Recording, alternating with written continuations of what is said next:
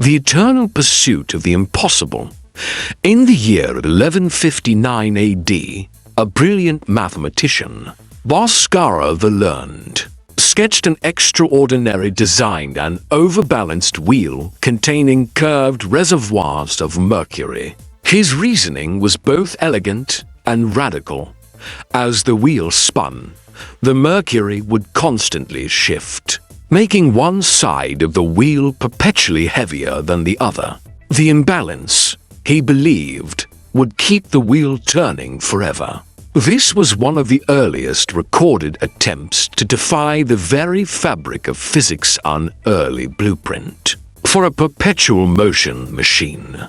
Imagine a windmill that could generate its own breeze, ensuring it never stopped spinning, or a light bulb so efficient that its own glow powered it indefinitely. Such inventions would revolutionize our existence, severing our reliance on external energy sources. Some thinkers have even dared to ask, what if we could incorporate human life into a perfectly efficient system, creating a perpetual motion machine that could sustain us indefinitely? But there's just one problem. They don't work. Every proposed design for a perpetual motion machine has shattered against an unbreakable wall the fundamental laws of thermodynamics. The first law of thermodynamics dictates that energy cannot be created or destroyed. You cannot get more energy out of a system than you put in. This alone rules out a truly useful perpetual motion machine, as there would be no excess energy left to power our devices, fuel our cities, or sustain life. Yet, what if the goal wasn't to produce energy but merely to keep the system moving? Over the centuries, inventors have revisited Bhaskara's idea, proposing variations of his overbalanced wheel, some with rolling balls, others with weights on swinging arms. Every attempt has failed. The shifting components that supposedly maintain the imbalance inevitably lower the system's center of mass, reducing the motion to a mere pendulum swing until it stops. Other thinkers, like Robert Boyle in the 17th century, explored different methods. He imagined a self-watering pot, where capillary action, the same force that pulls water through plant roots, would endlessly cycle water back into a bowl. But here, too, nature intervened. The very force that pulled the water up would prevent it from falling back down. Magnetic designs have fared no better.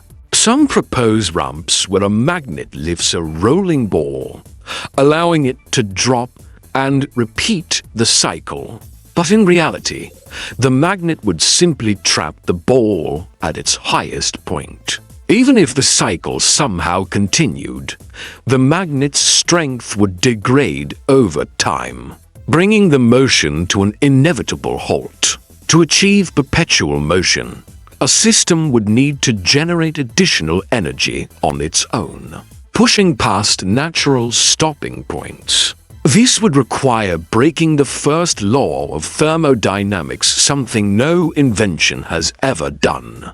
And even if, by some miracle, an engineer devised a machine that didn't violate the first law, the second law of thermodynamics would still doom it to failure.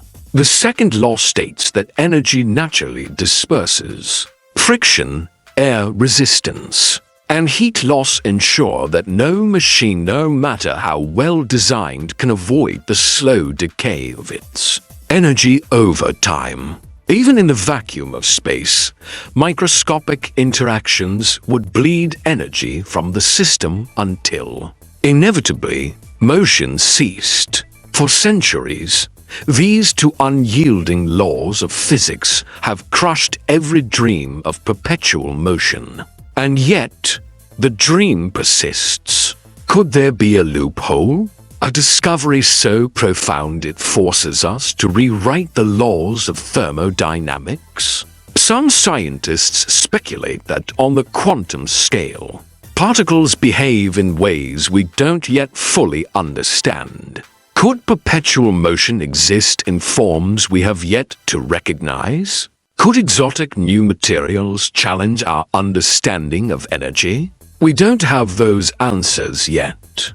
But one thing does seem perpetual: our relentless pursuit of the impossible.